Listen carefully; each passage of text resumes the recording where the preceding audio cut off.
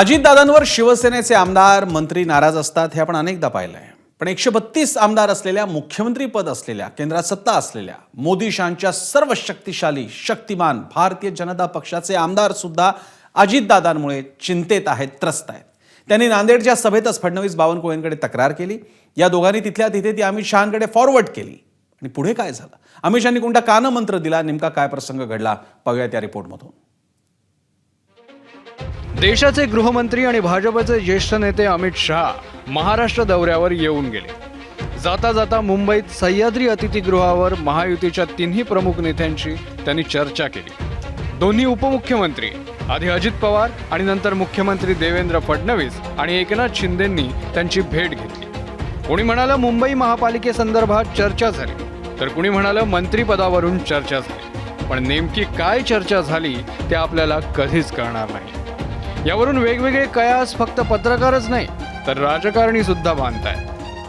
प्रत्येक मतदारसंघामध्ये अजितदादांचा पक्ष हा नेत्यांचा प्रवेश करून घेत आहे, शिंदे साहेबांचा पक्ष नेत्यांचा प्रवेश करून घेत आहे, भाजप प्रवेश करते। कदाचित शहा साहेबांनी एक संदेश हा दिलेला आहे की आता वेगळं वेगळं लढावं लागते। त्यामुळे तिन्ही पक्ष येणाऱ्या विधानसभेमध्ये आणि लोकसभेमध्ये वेगळी लढतील अशी चर्चा आहे। शिंदे साहेबांनी सुद्धा स्पष्ट सांगितलं, जर वेगळं लढायचं असेलच तर आम्ही तयार आहोत, प्रत्येक ठिकाणी आमचा उमेदवार तयार आहे।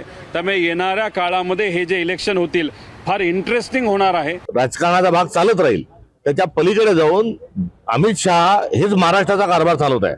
बाकी जे तीन पक्ष आहेत हे कठपुतली आहेत आणि मूळ यांचा सूत्रधार अमित शहा आहे। ते म्हणतील त्याच माणसाला ते मंत्रिपद भेटतं, तोच तिथला पालकमंत्री होतो।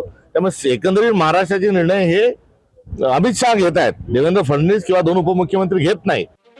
मुंबईत शहांसोबत भाऊ दादा भाई यांची काय चर्चा झाली याचा अंदाज बांधणं कठीण असलं तरी नांदेडमध्ये काय झालं हे मात्र आम्ही तुम्हाला सांगू शकतो। नांदेडच्या सभेदरम्यान भाजपच्या काही आमदारांनी अमित शहांकडे तक्रार केली। तक्रार साधीसुधी नाही तर चक्क उपमुख्यमंत्री अजित पवारांची तक्रार। नांदेड सभेच्या दरम्यान खेळीमेळीत हा प्रसंग घडला असं सांगितलं जात आहे। मुख्यमंत्री देवेंद्र फडणवीस आणि प्रदेशाध्यक्ष चंद्रशेखर बावनकुळे यांना काही आमदार भेटले। अजित पवारांकडे गेल्यास कामं लवकर होत नाहीत अशी तक्रार या आमदारांनी केली। त्यावर दोन्ही नेत्यांनी आमदारांची परीक्षा बघत थेट बिग बॉस अमित शहांकडे चेंडू टोलावला। तक्रार करणाऱ्या आमदारांना अमित शहांनी सभ्य भाषेत कान उघाडणी केली आणि कानमंत्रही दिला।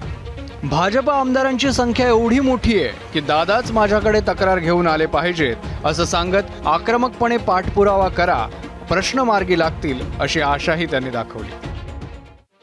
स्वतः अमित शहांनी सांगितलं म्हटल्यावर आमदार फारच आक्रमक झाले तर ते सुद्धा परवडणार नाही। म्हणून महायुती म्हणून आपल्याला पुढे जायचंय हे सांगायलाही अमित भाई विसरले नाही। असं कुठलीही गोष्ट माझ्या नजरेस आली नाही, घडल्याचं मला माहीत नाही, घडली असेल असं मला वाटत नाही। असं कुठलीही गोष्ट माझ्या नजरेस आली नाही, घडल्याचं मला माहीत नाही, घडली असेल असं मला वाटत नाही। अमित शहाजींकडे काही तक्रारी केल्या असतील तर हेही तितकंच खरं आहे की त्यांची कान उघाडणी अमित शहाजींनी केलेली आहे की अजितदादांच्या तक्रारी करत बसण्यापेक्षा अजितदादांकडे पाहून आपलं काम असं वाढवा की दादांनी तुमच्या तक्रारी केल्या पाहिजे, अशा पद्धतीनं त्यांना योग्य तो कानमंत्र अमित शहाजींनी दिलेला आहे। अशा प्रकारे तक्रारी करणाऱ्यांनी उतावीळपणे काही प्रतिक्रिया दिल्यापेक्षा थोडं दमानं घ्यावं। एवढा मसाला मिळाल्यावर संजय राऊत चांगली खिचडी बनवणार नाहीत असं तर शक्यच नाही। अजितदादा आणि एकनाथ शिंदे यांच्या अमित शहांसोबतच्या नात्यावर खास राऊत शैलीत त्यांनी टिप्पणी केली। त्याच्यावरती मुख्यमंत्र्यांनी जास्त चर्चा केली पाहिजे ना, मी कसं काय बोलू? हा त्यांच्या एकाच घरातला विषय, एकाच कंपनीतला विषय आहे।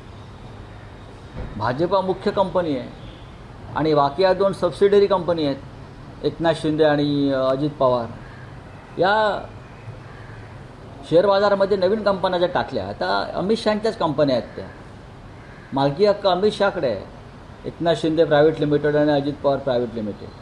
आतापर्यंत अजित पवारांबद्दल फक्त शिवसेनेचे आमदार आणि मंत्रीच तक्रार करायचे। आता जर 132 आमदार आणि मुख्यमंत्रीपद असलेल्या, केंद्रात सरकार असलेल्या भाजपचे आमदार सुद्धा दादांची तक्रार करत असतील, ती सुद्धा थेट गृहमंत्री अमित शहांकडे, तर अजितदादांची पॉवर भारी असंच म्हणायला हवं। ब्युरो रिपोर्ट, एबीपी माझा। एबीपी माझा, उघडा डोळे बघा नीट।